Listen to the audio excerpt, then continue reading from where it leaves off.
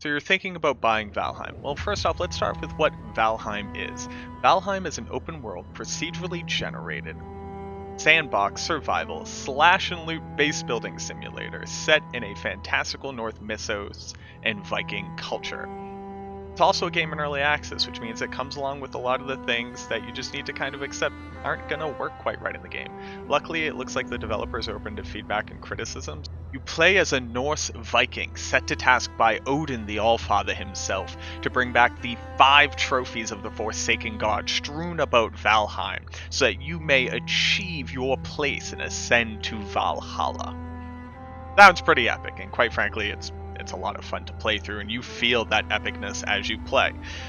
That being said, though, we're talking about a survival crafting game, so quite often the storyline is just going to fall away to the fact that you can just start cutting trees, mining rocks, terraforming the land around you, and building a sick base full of cool Norse aesthetic.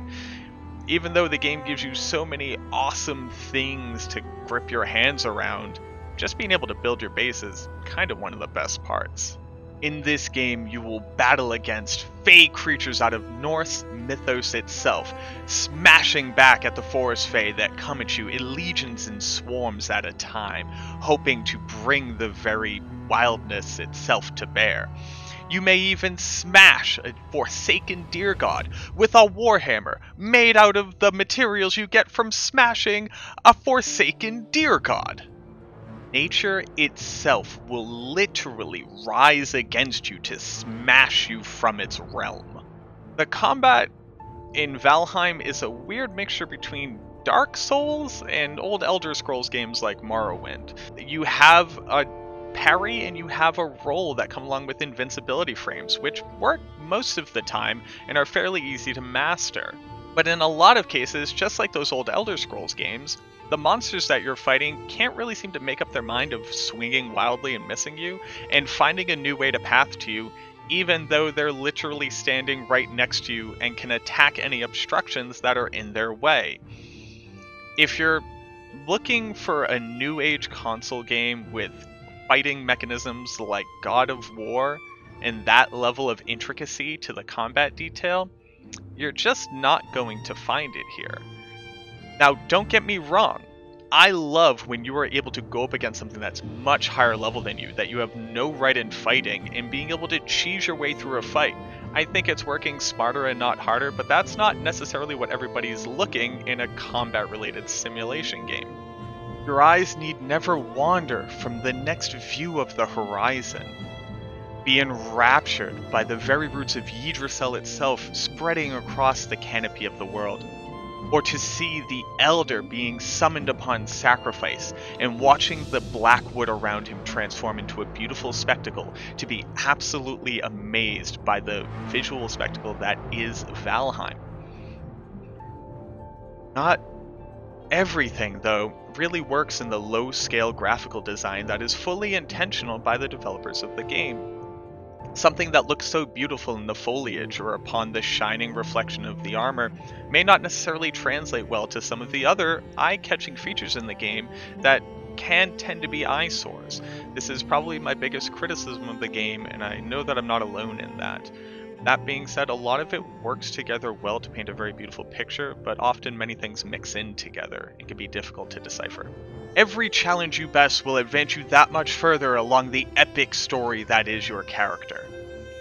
Not to harp on the Morrowind comparison too tightly, but just like in those games, every skill you use advances your ability to do that skill better, whether that be chopping wood, swinging a club, fist fighting a neck, or swimming through the ocean. Additionally, your gear advancing by making it out of more rare and rarer materials is the true mechanism by which your character levels up in this game. Not only that, every item that you make can typically be enhanced with additional materials, meaning that additional farming is needed for you to go from using an okay upgrade to your current gear to a wonderful upgrade to your current gear. All of this is managed through a fairly intuitive system of advancing workbenches and crafting stations that very easily spell out what you need to do to advance to that next level. but you're not going to be allocating stat points or picking new perks like you might find in other RPGs or action RPGs. Oh, and also, dying does drain you of skills, so try not to use death strats so often. In Valheim, the wilds are yours to tame. Set your foundation, lay your roots, and lay claim to any land that your eyes set themselves upon. There is no true restriction to the industriously minded in the world of Valheim. Honestly, I don't really have anything too snarky to say here or a lot of criticism to give.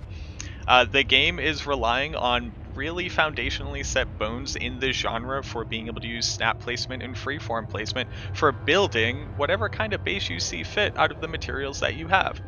Now, more things to build are unlocked as you go about exploring, giving some credence to the reason to actually go out and play the game rather than just sit around and build a perfectly square lava cool base like you might do in some other survival crafting games. Only issue with the crafting or with the base building that I see right now is that everything in the game will break down due to natural weather and inclement weather, as in the storms which ravage Valheim most nights while you're playing, and anything that doesn't have a roof on it will break down until you have an actual structure built around it. So I guess what I'm trying to say is, I really hope that you like roofs on top of everything you find in the world aesthetic, because you're going to be seeing a lot of them. Now, whether you go it alone or travel with friends and companions, the world of Valheim is yours to conquer. I cannot stress enough just how much better of a game experience Valheim is in a multiplayer experience. Whether you're playing with a group of real-life friends who are all hopping onto the same server, or going into a cool public server that just have really chill players that are willing to experience the game with you, I would highly stress trying out Valheim in the multiplayer setting if that is something that's available to you. Now, you can get away with playing it in solo, but it just takes so much longer to actually accomplish anything based off of how many resources you have to gather and how much crafting that you have to do just to set a foothold in every new area. And let's be honest, sitting around a fire with two of your best Norse buddies sharing stories and sipping mead is a pretty fantastic way to spend a weeknight, am I right? I think we can all agree on that. Now, I started off skeptical when I first walked into this game, even sharing opinions that I wasn't enjoying the single player experience until I finally hopped onto a server with some of my friends and put a lot of hours into Valheim and everything that has to offer. Right now, especially with it being in early access, the price point is just something that you really can't argue with as a reason not to pick it up. And in fact, if you wait to pick it up until later, you're going to end up kicking yourself. Now, we're talking about a survival game, right?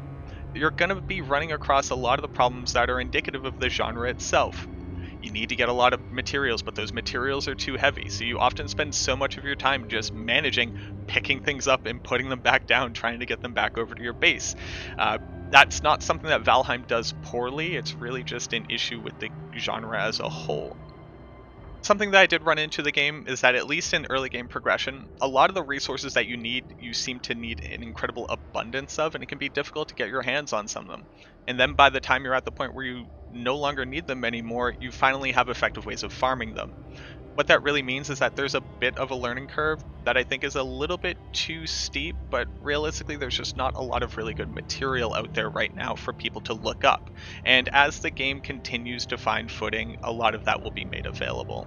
Some of the navigation and auto-run functionality, I think, additionally have a weird learning curve. They're not very intuitive, and you're going to have to spend time learning how Valheim expects you to travel throughout the world, as opposed to some more hallmark or benchmark expectations that exist in a game like this. Once you have a good understanding of what the game expects you to do and what you can do inside of it, you immediately open up so many amazing opportunities for fantastic adventures, great times had in the multiplayer or single player experience, wonderful combat that is both invigorating and can turn on a dime, so you can never quite let your guard down. And let's be honest, when the Navi of a game is Odin's all-seeing ravens, Munin and Hugin, you can't really complain about it. If you do not pick up this game, I promise you're going to regret it, and that's coming from somebody who almost refunded it within the first 10 hours of playing. Give it a shot, give it its due opportunity, and I promise it'll be worth your while. Thank you, and I hope to see you in Valheim.